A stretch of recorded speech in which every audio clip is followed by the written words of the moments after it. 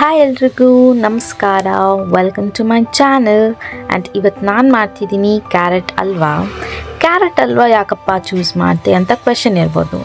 ನಿಜವಾಗ್ಲೂ ಕಣ್ರಿ, ನಂಗೆ ಕ್ಯಾರೆಟ್ ಹಲ್ವಾ ಕಂಡ್ರೆ ತುಂಬ ಇಷ್ಟ. ಅದರಲ್ಲೂ ನಮ್ಮ ಮನೆ ಹತ್ರ ಒಂದು ಉಡುಪಿ ರೆಸ್ಟೋರೆಂಟ್ ಅಂತೂ ಇದೆ. ಅಲ್ಲಿ ಕ್ಯಾರೆಟ್ ಹಲ್ವಾ ಬೈ ಮಾಡ್ತಿದ್ದೆ. 50 ರುಪೀಸ್ ಒಂದು ಕ್ಯಾರೆಟ್ ಹಲ್ವಾ. ಬಟ್ ಪಾರ್ಸಲ್ ತೊಗೊಳ್ಬೇಕಂದ್ರೆ 5 ರುಪೀಸ್ ಎಕ್ಸ್ಟ್ರಾ ಬೇರೆ ಚಾರ್ಜ್ ಮಾಡ್ತಿದ್ರು. ಸೊ ಅಂದ್ಕೊಂಡೆ ಯಾಕೆ ಅದೇ 55 ರುಪೀಸಲ್ಲಿ ಕ್ಯಾರೆಟ್ಸ್ ಬೈ ಮಾಡಿ ನಾನೇ ಪ್ರಿಪೇರ್ ಮಾಡಿದ್ರೆ ಆಗುತ್ತಲ್ವಾ ಅಂತ. ಸೊ ಇನ್ಸ್ಟಾಮಾರ್ಟಲ್ಲಿ ಕ್ಯಾರೆಟ್ಸ್ನ ಬೈ ಮಾಡಿದೆ. ಅರೌಂಡ್ 4 ಕ್ಯಾರೆಟ್ ಸಿಕ್ತು. ಇದು different variety of carrot, normal carrot ಅಲ್ಲ, ಇದು ಲಾಂಗ್ ರೆಡಿಶ್ ಆರೆಂಜ್ ಟೈಪ್ ಇದೆ. ಸೊ ಈ ಕ್ಯಾರೆಟ್ಸ್ನ ಬೈ ಮಾಡಿದೆ. ಆಮೇಲೆ ವಾಶ್ ಎಲ್ಲ ಮಾಡಿ ಅದನ್ನು ತುದಿಗಳನ್ನ ಕಟ್ ಮಾಡಿ ಆಮೇಲೆ ಮಿಕ್ಕಿದ್ನೆಲ್ಲ ಪೀಲ್ ಆಫ್ ಮಾಡಿದೆ ಪೀಲರಲ್ಲಿ. ನಂತರ ಆ 4 ಪೀಲ್ ಆಫ್ ಮಾಡಿದೆ. ಕ್ವೆಶನ್ ಬರ್ಬೋದು, ಏನಪ್ಪ ಎಷ್ಟು ಗಂಟೆಲಿ ಮಾಡ್ತಿದ್ದಾಳೆ ಅವಳು, ಏನು ಮಾಡ್ತಿದ್ದಾಳೆ, ಸುಸ್ತಾಗಿರೋ ಥರ ಕಾಣಿಸಿದೆಯಲ್ಲ ಅಂತ. ನಿಜ, ಹೌದು. ಆಫೀಸ್ಗೆ ಹೋದೆ, ಬಂದೆ, ಮತ್ತು ಅರೌಂಡ್ 10:30ಗೆ ಕ್ಯಾರೆಟ್ ಹಲ್ವಾ ಮಾಡೋಕ್ಕೆ ಸ್ಟಾರ್ಟ್ ಮಾಡಿಕೊಂಡೆ. ಬಿಕಾಸ್ ನಾಳೆ ಟ್ರಿಪ್ ಅಂತೂ ಇತ್ತು. ಅದಕ್ಕೋಸ್ಕರ ಕ್ಯಾರೆಟ್ ಹಲ್ವಾ ಮಾಡ್ಕೊಂಡು ಹೋಗಿ ಅಲ್ಲಿ ನನ್ನ ಟ್ರಿಪ್ಪಲ್ಲಿ ನನ್ನ ಫ್ರೆಂಡ್ಸ್ ಬರೋರಿಗೆಲ್ಲ ನಾನು ಮಾಡಿರೋ ಕ್ಯಾರೆಟ್ ಹಲ್ವಾ ಟೇಸ್ಟ್ ಮಾಡಿಸಿ ಹೇಗಿದೆ ಅಂತ ಕೇಳಿಸ್ಕೊಳ್ಳೋದಿತ್ತು ನನಗೆ. ಅದಕ್ಕೋಸ್ಕರ ಮಾಡಿದೆ. ಸೊ ಹಿಂಗೆ ಗ್ರೇಟರ್ ಬೇರೆ ಮೇಲಿತ್ತು, ಮೇಲಿಂದ ಎತ್ಕೊಂಡು ಅದನ್ನು ಇಟ್ಕೊಂಡು ಆ ಪಕ್ಕದಲ್ಲಿ ಹಾಲು ಬೇರೆ ಇಟ್ಟಿದ್ದೆ. ಯಾಕೆ ಅಂತ ಹೇಳ್ತೀನಿ ಮುಂದೆ. ಸೊ ಇವಾಗ ಗ್ರೇಟರ್ ತೊಗೊಂಡು ಅದನ್ನು ಚೆನ್ನಾಗಿ ತುರ್ಕೊಬೇಕು. ಎಲ್ಲ ಪೆನ್ಸಿಲ್ ಥರ ಇದೆ, ಇಷ್ಟು ಅಂತ.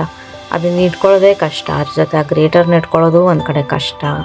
ಕೊನೆಗೂ ತುರ್ದೆ ಅಪ್ಪ ಒಂದು ರೌಂಡು. ನೋಡಿ ಹೆಂಗಾಗಿದೆ. ಇಷ್ಟಪ್ಪ ಇದ್ದರೆ ಸಾಕು, ಇದಕ್ಕಿಂತ ಏನು ಚಿಕ್ಕದು ಮಾಡಬೇಕಂತ ನೆಸಸರಿ ಇಲ್ಲ. ಸೊ ಇಷ್ಟಪ್ಪ ತುರ್ಕೊಳ್ಳಿ. ಬಿಕಾಸ್ ಆಮೇಲೆ ಮುಂದೆ ಬೇಯಿಸ್ತಿರಲ್ವ, ಚೆನ್ನಾಗಿ ಬೇಯಿಸಿದಾಗ ಅದಕ್ಕೆ ಪಟಾಣಿ ಆಗಿಬಿಡುತ್ತೆ. ಸೊ ಹಿಂಗೆ ಮಾಡಿ. ಆ್ಯಕ್ಚುಲಿ ಈ ಕ್ಯಾರೆಟ್ ಹೆಂಗೆ ಅಂದರೆ, ಈ ಕ್ಯಾರೆಟ್ ಸ್ವಲ್ಪ ಸ್ವೀಟು ಮತ್ತು ಚೂರು ಸಾಲ್ಟಿ ಟೇಸ್ಟ್ ಹೊಡೆಯುತ್ತೆ.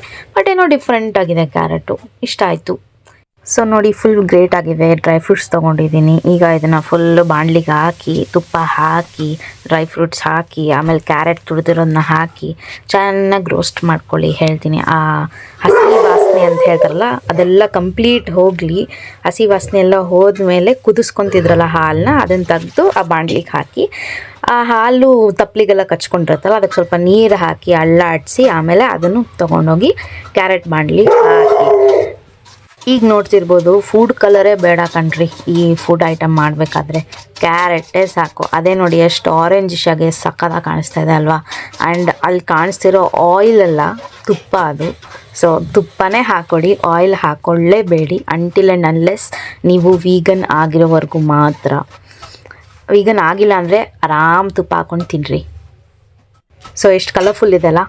ಈಗ ತೊಗೊಳ್ಳಿ ಒಂದು ಮಿಲ್ಕ್ ಮೇಡು, ಆ ಸ್ವೀಟೆಂಡ್ ಕಂಡೆನ್ಸ್ಡ್ ಮಿಲ್ಕ್ ತೊಗೊಳ್ಳಿ. ಹಂಗೆ ಹಾಕ್ಬಿಟ್ಟಿರಾ, ಅದ್ರ ಬದಲಿಗೆ ತೆಗೆದುಬಿಟ್ಟು ಆಮೇಲೆ ನಿಧಾನಕ್ಕೆ ಹಾಕ್ಕೊಳ್ಳಿ. Feel good. ಬೇಕಂದರೆ ಸ್ವಲ್ಪ ಮಧ್ಯದಲ್ಲಿ ಟೇಸ್ಟ್ ಮಾಡಿ, ಸ್ವೀಟಾಗಿರುತ್ತೆ, ಚೆನ್ನಾಗಿರುತ್ತೆ. ಇದನ್ನು ಹಾಕೋದು ಸ್ವಲ್ಪ ಥಿಕ್ ಆಗಲಿ ಮತ್ತು ಸ್ವಲ್ಪ ಫ್ಲೇವರ್ ಚೆನ್ನಾಗಿರುತ್ತೆ ಅಂತ. ಅದ್ರ ಜೊತೆ ಏಲಕ್ಕಿ ಸೇರಿಸಿ ಇನ್ನೊಂದು ಸ್ವಲ್ಪ ಎಕ್ಸ್ಟ್ರಾ ಫ್ಲೇವರ್ ಆ್ಯಡ್ ಮಾಡುತ್ತೆ. ನೆಕ್ಸ್ಟ್ ಶುಗರ್ ತೊಗೊಳ್ಳಿ. ಶುಗರ್ ಹಾಕಿ, ನಾನು ಯೂಶಲಿ ಏನೂ ಅಳತೆ ಮಾಡಲ್ಲ, ಹಂಗೆ ಹಾಕ್ಬಿಡ್ತೀನಿ ಒಂದು ಅಂದಾಜ್ ಮೇಲೆ. ಅದು ಚೆನ್ನಾಗಿ ಗಟ್ಟಿ ಆಗಲಿ, ಬಾಣಲಿ ಬಿಡುತ್ತೆ. ಆಮೇಲೆ ರಿಸಲ್ಟ್ನ ಕಮೆಂಟ್ ಮಾಡಿ ಮರೀದಂಗೆ. ನಾನಂತೂ ರಿಸಲ್ಟ್ ತೋರಿಸಿಲ್ಲ, ಬಟ್ ಸಖತ್ತಾಗಿ ಆಗುತ್ತೆ. ನೀವು ಟ್ರೈ ಮಾಡಿ ಆಮೇಲೆ ನಂಗೆ ಹೇಳಿ. Thank you. ಸಬ್ಸ್ಕ್ರೈಬ್ ಆಗಿಲ್ಲ ಅಂದರೆ ಪಟ ಅಂತ ಸಬ್ಸ್ಕ್ರೈಬ್ ಆಗಿ ಸಪೋರ್ಟ್ ಮಾಡಿ. ಇನ್ನು ಈ ಥರ ಸಾಕಷ್ಟು ವೀಡಿಯೋಸ್ ನಿಮಗಾಗಿ ಬಂದೇ ಬರುತ್ತೆ. Bye bye. See you. Have a nice day.